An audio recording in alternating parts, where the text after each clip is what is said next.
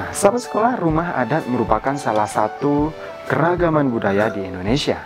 Adalah keragaman lain dalam budaya Indonesia? Apakah ada?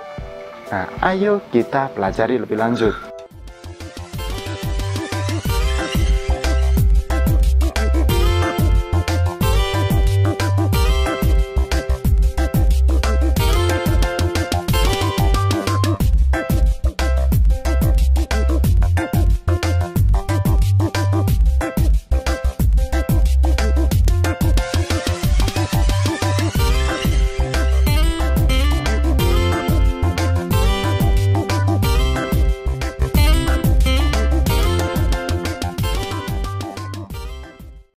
Baik sahabat sekolah, kali ini Kak Dimas akan sharing di kelas edukasi, yaitu materi pelajaran kelas 5 SD tema 8 subtema 1 tentang manusia dan lingkungan pada pembelajaran ketiga.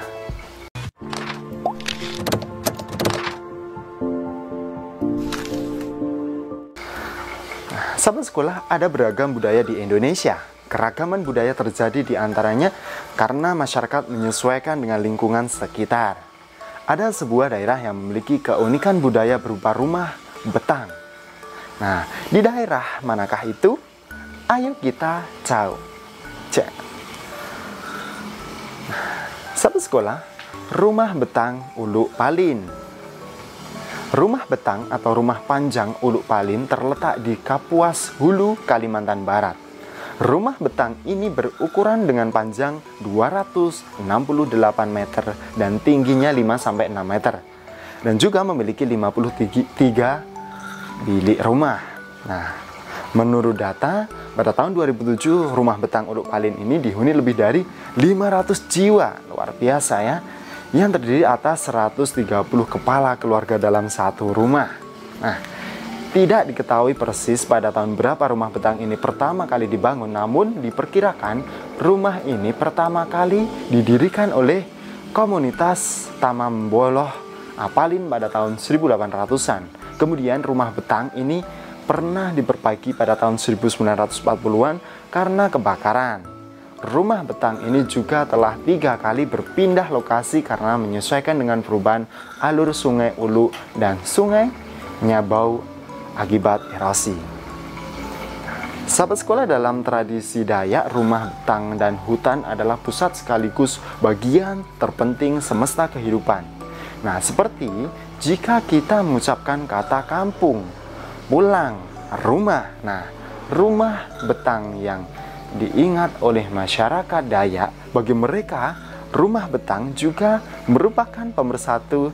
Di sanalah mereka berkerabat dan juga bertradisi. Nah, di rumah betanglah tradisi Dayak terpelihara. Rumah betang adalah kekayaan budaya Indonesia. Sahabat sekolah, namun pada tanggal 13 September, tepatnya hari Sabtu tahun 2014, belum lama ini, harinya malam hari Sabtu malam ini, rumah betang Uluk Palin ini terbakar. Sedih sekali ya. Tidak ada yang tersisa dari rumah betang yang terpanjang dan tertua di seantero Kalimantan itu. Masyarakat bersedih karena kehilangan tempat tinggal. Lebih dari itu, masyarakat Kalimantan bersedih karena rumah betang Uluk Palin merupakan cagar budaya yang sangat penting. Nah, sahabat sekolah, rumah adat merupakan salah satu keragaman budaya di Indonesia. Adalah keragaman lain dalam budaya Indonesia? Apakah ada? Nah, ayo kita pelajari lebih lanjut. Sahabat sekolah, bentuk rumah adat setiap suku bangsa itu menyesuaikan kondisi lingkungan dan sekitarnya.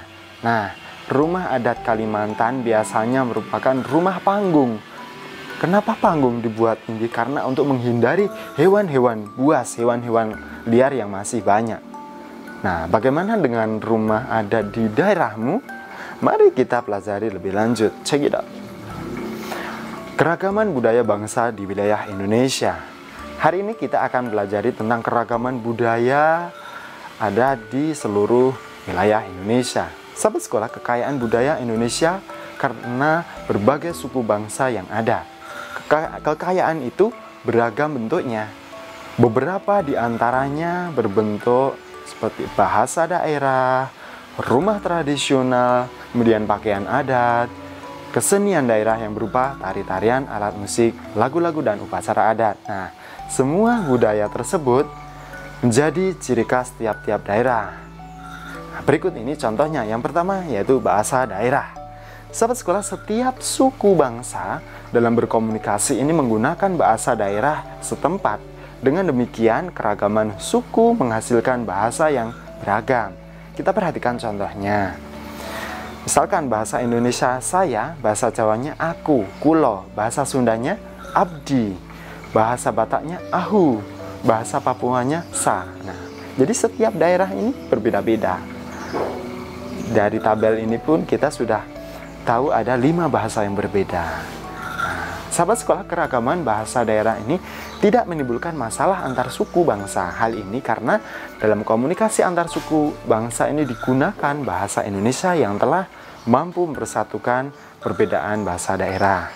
Kemudian yang kedua adalah rumah adat. Hampir setiap suku bangsa mempunyai bentuk rumah sebagai tempat tinggalnya yang berbeda-beda. Bangunan rumah setiap suku bangsa disesuaikan dengan kondisi alam. Nah, nama rumah adat di setiap daerah pun ini berbeda. Berikut nama beberapa rumah adat dari berbagai daerah di Indonesia. Nah, ini ada banyak sekali ya. Kamu bisa baca sendiri, bisa di pause, baca sendiri. Ada banyak sekali. Yang paling Kak Dimas ingat dari waktu SD adalah rumah adat Papua, namanya Hunai, dan Jawa Tengah, Joglo, begitu. Nah, ini ya. Nah, kita lanjut. Yang ketiga adalah keragamannya jenisnya pakaian adat. Sahabat sekolah, pakaian adat tradisional Indonesia merupakan salah satu kekayaan budaya yang dimiliki negara Indonesia. Banyaknya suku-suku dan provinsi yang ada di wilayah negara Indonesia, maka banyak pula baju adat yang dimiliki oleh setiap suku di seluruh provinsi Indonesia. Nah, pakaian adat di Indonesia memiliki ciri-ciri khusus dalam pembuatan atau dalam mengenakan pakaian adat tersebut. Nah, berikut ini beberapa contoh pakaian adat dari berbagai wilayah di Indonesia. Cekidot. Nah, ini ya, ada banyak sekali. Ini juga. Nah, kita lanjut. Yang keempat adalah kesenian daerah. Sahabat sekolah, kesenian daerah di wilayah Indonesia sangat beragam. Setiap suku bangsa memiliki kesenian daerah yang terdiri dari tarian-tarian dan juga lagu daerah. Nah, berikut ini beberapa nama tari daerah dari Indonesia. Cekidot. Ada banyak sekali ya, bisa kamu baca sendiri. Ini juga. Oke. Nah, itulah contoh keragaman budaya yang ada dalam masyarakat Indonesia. Semua itu merupakan kekayaan negara Indonesia yang sangat dikagumi negara lain. Indonesia memang memiliki masyarakat majemuk. Namun demikian, masyarakat Indonesia tetap hidup rukun, saling menghormati dan bertoleransi antar warga masyarakat. Nah, masih banyak keragaman masyarakat Indonesia lainnya. Sahabat sekolah, berikutnya kita akan belajar tentang jenis usaha dengan mengolah sumber daya alam. Untuk memenuhi kebutuhan hidup masyarakat melakukan berbagai usaha. Berbagai kegiatan dan jenis usaha yang dilakukan menghasilkan barang dan jasa. Salah satu jenis usaha di masyarakat yaitu mengolah sumber daya alam dari lingkungan. Kita mengenal berbagai bentuk kegiatan manusia dalam mengolah sumber daya alam untuk mencukupi kebutuhan hidup. Nah, jenis usaha bidang produksi yang bergerak dalam pengolahan sumber daya alam, hewan dan tumbuhan disebut usaha agraris.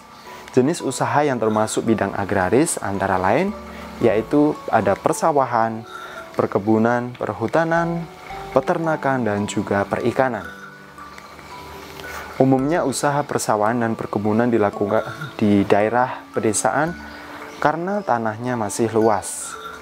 Namun, sekarang kita dapat melakukan usaha penanaman pada lahan sempit. Nah, misalnya dengan cara hidroponik atau penanaman dengan media air atau vertikultur. Cara bercocok tanam dengan menempatkan media tanam dalam wadah yang disusun secara vertikal. Tanah pertanian ditanami sayur mayur, buah-buahan, dan palawija. Lahan pertanian juga dimanfaatkan untuk perkebunan. Tanaman perkebunan diantaranya cengkeh, ada teh, karet, coklat, tembakau, kopi dan kelapa sawit. Nah, sobat sekolah, usaha di bidang peternakan membutuhkan lahan yang luas. Hewan-hewan yang diternak antara lain sapi, kambing, domba, iti, ada juga ayam. Kemudian kegiatan pertanian yang lainnya adalah perikanan. Nah, usaha di bidang perikanan dapat dilakukan di daerah pantai atau bendungan, di waduk misalnya. Nah, ada pula jenis usaha lain yang memanfaatkan secara langsung sumber daya alam. Jenis usaha ini disebut dengan bidang usaha ekstraktif. Dalam bidang usaha ekstraktif, kita hanya mengambil sumber daya alam tanpa harus mengolahnya terlebih dahulu. Bidang usaha ekstraktif ini yaitu berburu, pertambangan, dan juga penebangan hutan. Nah, akhirnya kita sampai di penghujung. Ada 2 tugas yang harus kamu kerjakan. Tugas pertama, amatilah aktivitas penduduk di sekitarmu yang memanfaatkan sumber daya alam, lalu isilah tabel di samping ini ya. Kamu isi tabel itu sesuai dengan kondisi di lingkunganmu. Dan juga di tugas kedua ada 10 soal di kali ini. 10 soal kamu jawab, kamu pause dulu, ditulis dulu soalnya, dicari jawabannya atau diulang videonya untuk mencari jawabannya. Lalu kamu kumpulkan tugasnya ke gurumu atau bisa juga ditulis di kolom komentar ya. Oke, selamat mengerjakan tugas. Oke, akhirnya selesai sudah video pembelajaran kita yang ketiga ini dan bersambung ke video pembelajaran yang keempat. Tentunya tetap di channel sekolah. Nah, sahabat sekolah, pastikan kamu sudah subscribe dan juga tekan tombol lonceng di channel ini. Share juga apabila video ini bermanfaat. Salam semangat luar biasa. Terima kasih.